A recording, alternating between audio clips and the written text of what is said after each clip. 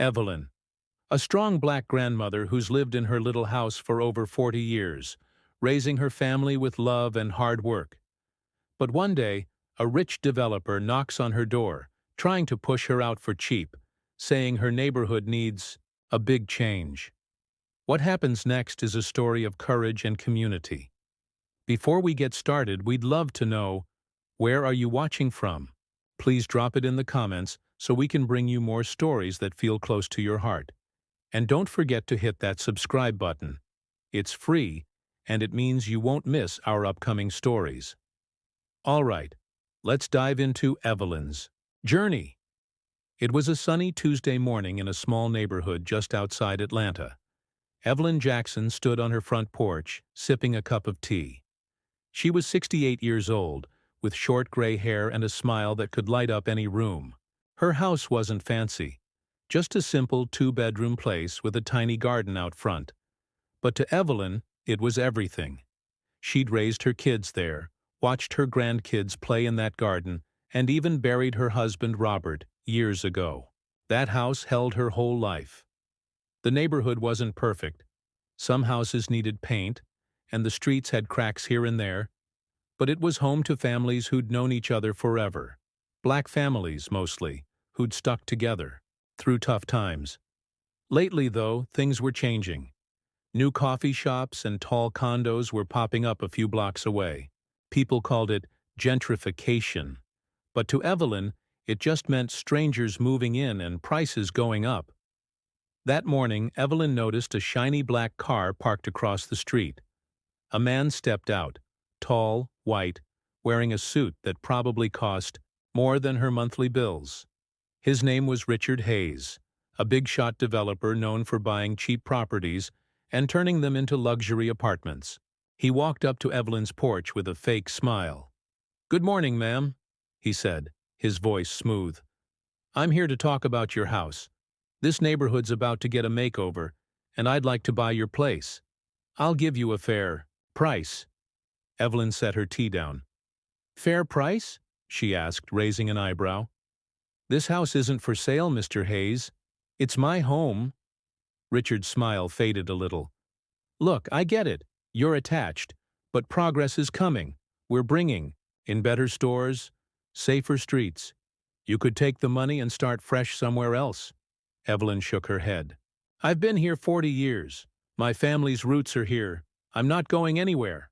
Richard sighed like he'd heard this before. "Well, think about it," he said, handing her a business card. "Prices are only going up. You don't want to miss out." Then he walked back to his car and drove off. Days turned into weeks, and Richard kept coming back. Each time he offered a little more money, but never enough to buy a decent place nearby. Evelyn started hearing rumors. Other neighbors were selling, pressured by letters and phone calls from Richard's company. One day, a notice arrived in her mailbox. It said her property taxes were going up, way up. She'd owe hundreds more every month, money she didn't have on her fixed income. Evelyn sat at her kitchen table staring at the notice. Her hands shook a little. She knew this wasn't random. Richard was behind it somehow, trying to squeeze her out. She'd heard stories like this before. Developers working with local officials to raise taxes or push people out of up-and-coming areas. It made her mad, but it also scared her. What if she lost her home? That night Evelyn called her grandson Jamal.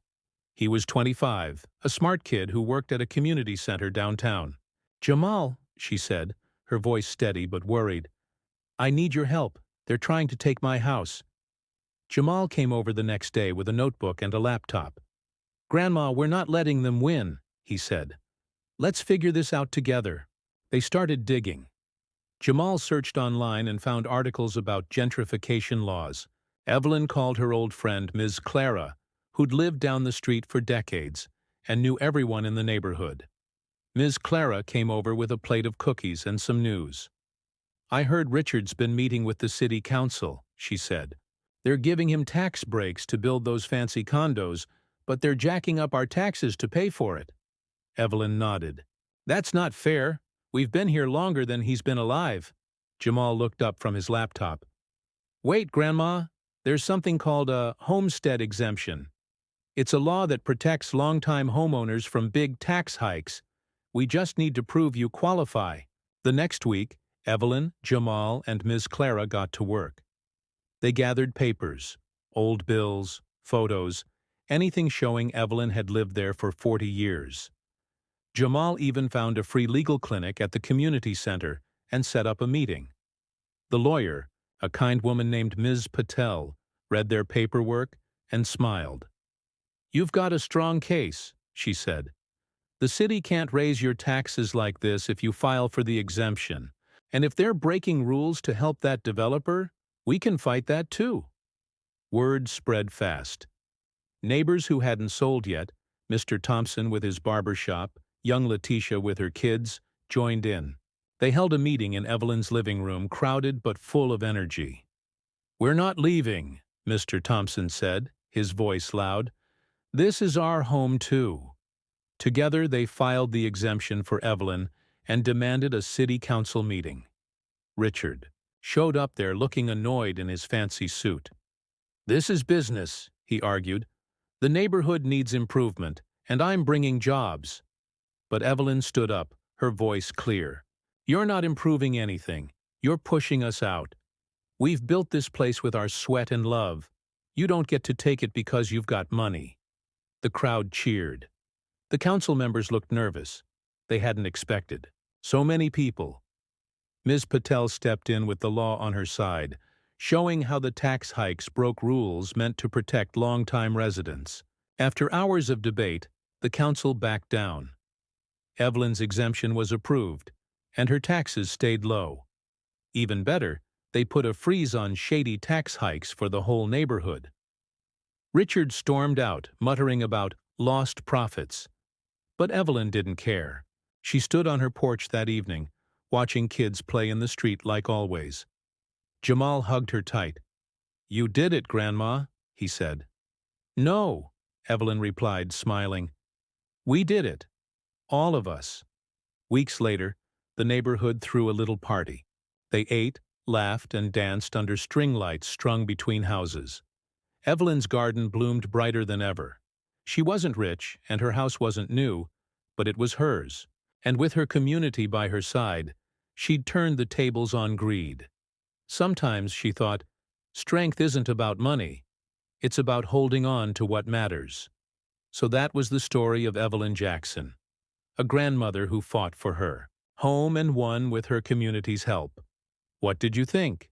Did it make you feel stronger about standing up for what's yours? Let us know in the comments. We'd love to hear from you. And if this story touched you, please hit that subscribe button. It's free for you, but it means the world to us. Thanks for watching, have a good day, and we'll see you in the next story.